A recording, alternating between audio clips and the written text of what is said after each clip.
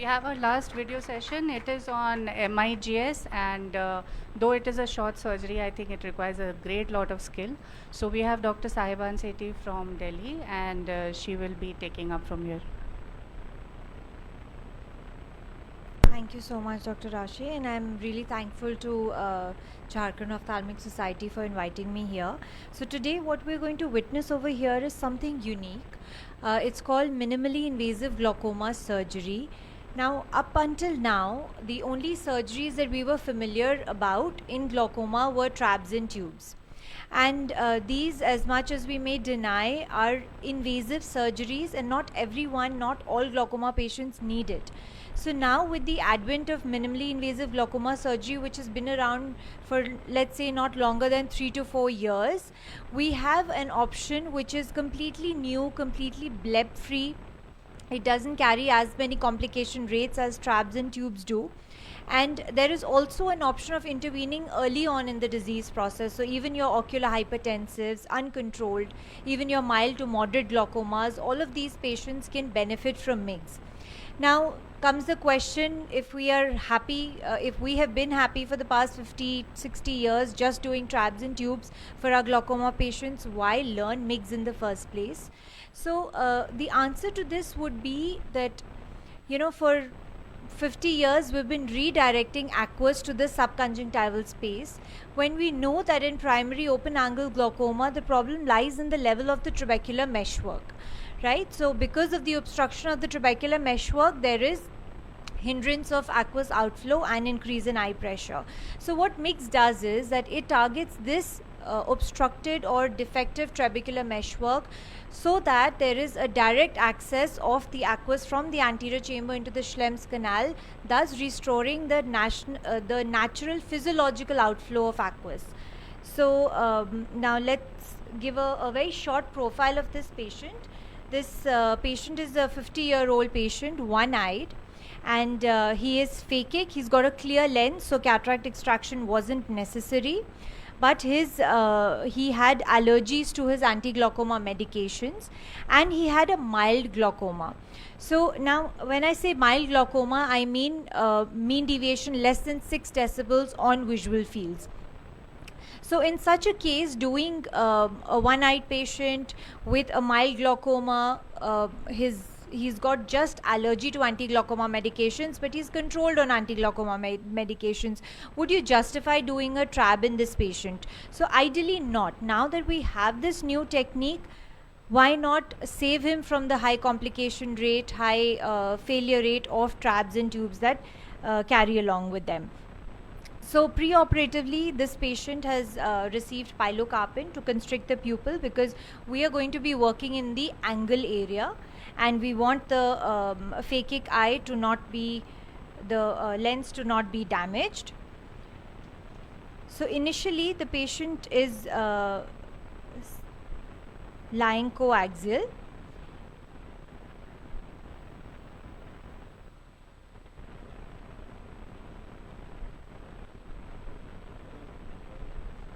And over here the surgeon is sitting temporally, and I'm making a 2.2 clear corneal incision. So now this incision is different from a phaco incision, from the fact that it's completely clear corneal, maybe about 1 mm interior to the limbus, contrary to our phaco incisions, which are perilimbal incisions.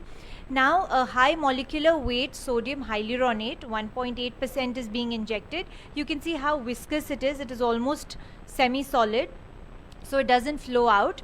Now the reason why we use sodium hyaluronate is because it's a space forming cohesive viscoelastic, and we want the angle to completely open up. We want the anterior chamber to be good and deep, so that we can work and move our instruments in the angle, which is a very small area, and we are working under very, very high magnification. So one needs to have a good space, one needs to have good hand stability.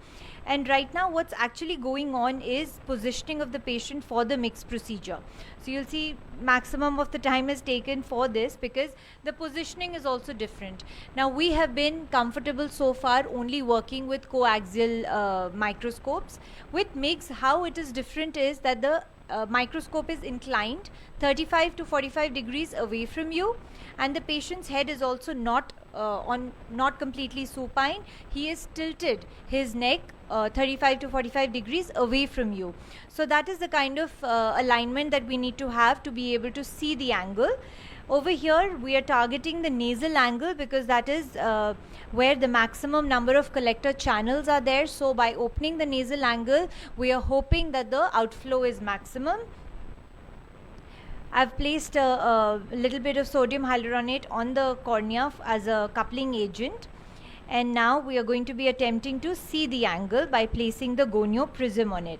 There are various types of gonio prisms that are available. The one that I'm using over here, no financial interest, is iPrism SX because I feel it gives me the widest, sharpest view of the angle, and I'm able to maneuver and cover about 100 to 120 degrees of the angle nasally.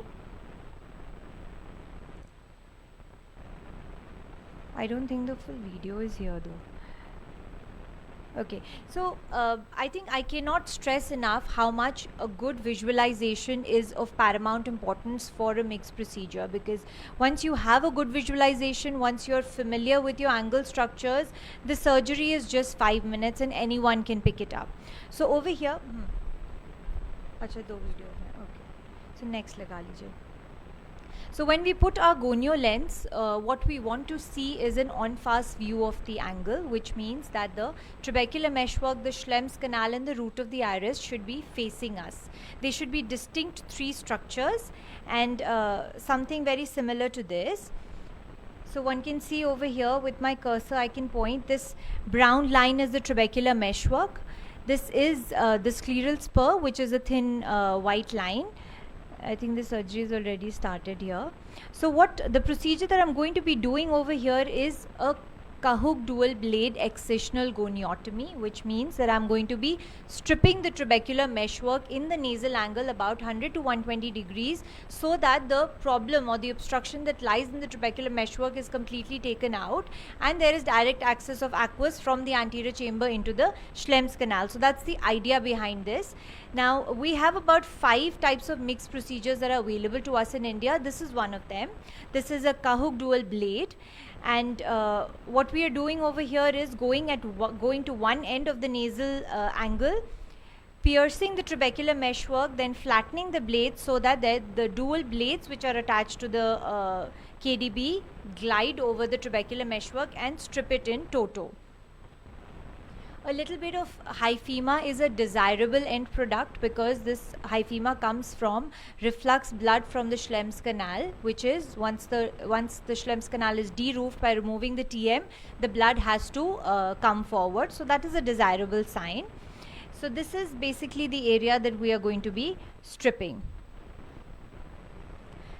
Again, there are 3 techniques of doing it. Basically, we have to cover about 100 to 120 degrees. So you either go out to in, or you go in to out, or if a person is really right-handed, then they can just mark where their left end will be and go to the right extreme and then strip all the way to the right.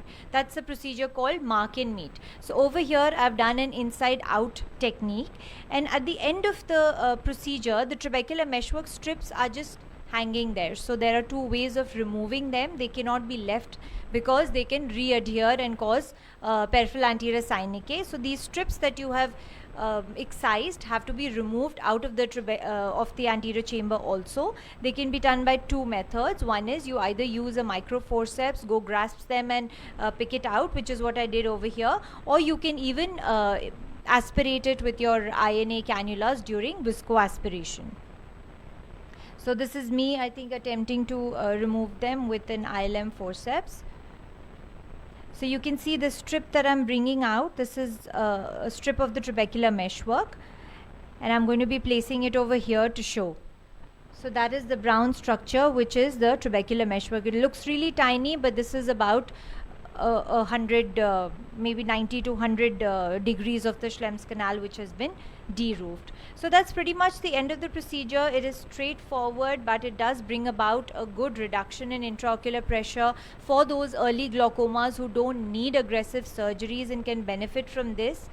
it also most likely are combined with cataract surgery. Since this patient did not have any cataract and needed some sort of intervention, we've done this without a cataract surgery in this patient, but it is ideal for those cases who are already glaucoma patients, who are also developing cataract, need to undergo cataract surgery. So now, just instead of doing a plain cataract surgery and continuing them on their anti-glaucoma medications post cataract surgeries, which also 45% of the times gets hiked up. So after a cataract surgery in a glaucoma patient, you end up giving them more medicines than they needed before the cataract surgery. So there is little bit of progression of glaucoma. So now if you combine the cataract with MIGS, you're able to not only just halt the need for anti-glaucoma medications, but also probably bring them down after surgery.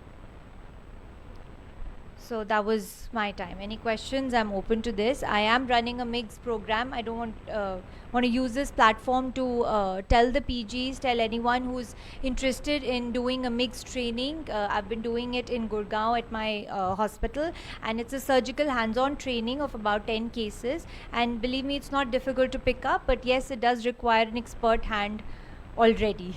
So thank you very much for having me here. Right. No, sir. I'm holding the lens with my left hand, and I'm only performing the procedure with the right hand. You do have prisms. There are various kind of prisms available. The one that I'm using is a disposable prism, which unofficially can be ETO'd and reused until you crack it. But there are also lenses which are very exorbitant that you don't need to either tilt or hold them. They're so it's like a biome which is attached to the microscope, and it just sits on the lens. So your left hand is free, but then again, what are you doing with your left hand if your left hand is free? In this procedure, you really don't need your left hand for anything else, so you might as well just buy a cheap lens and use it for that.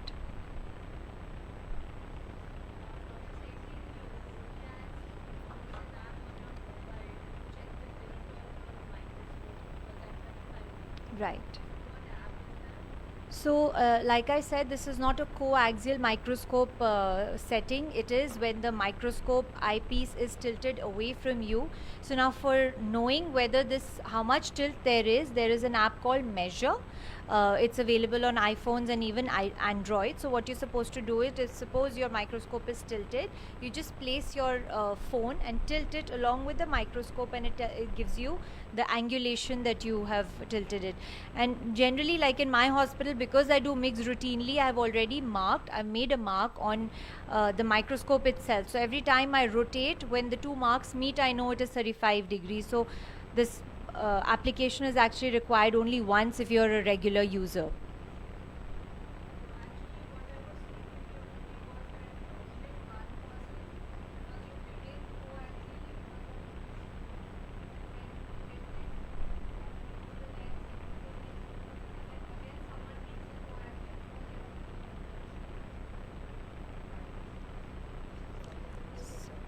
Yes, always. Because you need to have, see, the patient's head is tilted this way. So generally, if I have done topicals, but it's really, you struggle with it. Because when the patient's head is tilted, they also tend to think that they're supposed to look in the other direction. But eye has to be central and the head only has to be turned. So that's very difficult for them to understand. कि सीधा देखो तो उनको समझ नहीं आता सीधा क्या होता है, head ही अगर tilt किया हुआ है तो. That becomes a challenge. So yes, topical is not really recommended. So statistically speaking, with KDB, we expect about a 30 to 35% drop in IOP. It is, any form of MIGS is equitable to 2 anti-glaucoma medications effect in drop in IOP. But when you're counseling the patient, you're at least assuring them that 1 AGM will be taken off at the end of the surgery. But theoretically speaking, it can carry the load of bringing IOP down as much as 2 medications would.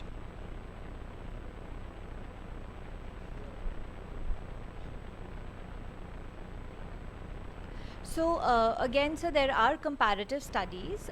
Comparative studies say that 100 is as good as 180, even 180 is as good as 360. We had a recent publication saying that 360 is better than 180. So a 360 degree cannulation and stripping is called GATT. The version of which we do in India is a suture GAT. We don't have expensive devices, but we have a 6-0 Prolene suture that you can cannulate into the Schlem's canal and then just pull it out. Entire trabecular meshwork just gets stripped. That does, by experience, also bring down more IOP reduction, and it is recommended in more severe glaucomas. So in early glaucomas, you would probably want to still preserve the trabecular meshwork, because GAT, although the IP reduction is more satisfying, it also has a little more complication rate. The hyphemas are more, it is more challenging to perform, pain in the patient, all of those problems are there a little more than that. Yes, Does- ma'am.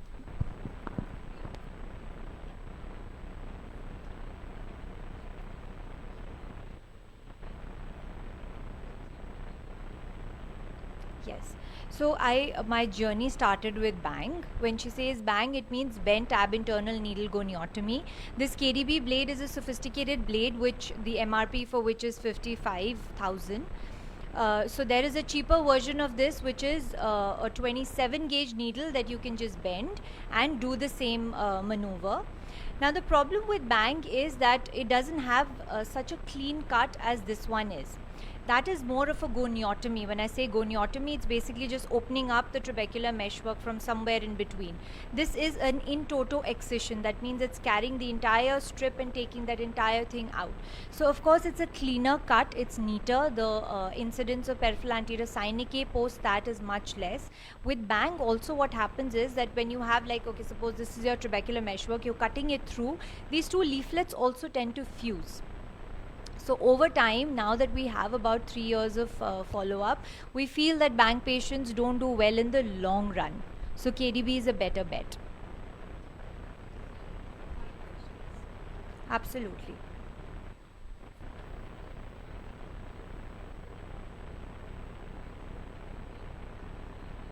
The Katina lenses. Yes, no, I don't think so. That was just to encourage you to start the surgeries, but they cost about 1500 and they are also reusable about 4 to 5 times, so it's pretty economical. The iPrism SX, that costs about 6,500. That is also reusable as many number of times as you feel the clarity is intact and also it doesn't crack.